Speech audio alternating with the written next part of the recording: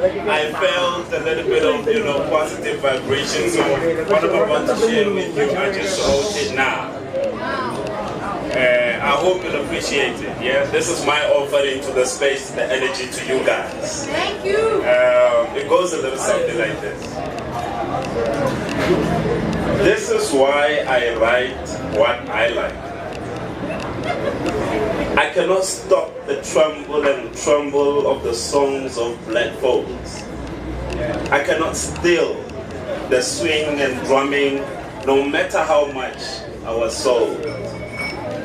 My soul colored the dust in the bustle and bust of anti-revolutionary vitriol that still linger in its pungent rut, from my gut to the gutter.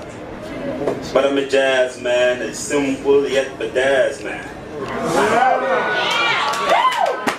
So I write what I like because that is how I remain African. Hallelujah. Yeah.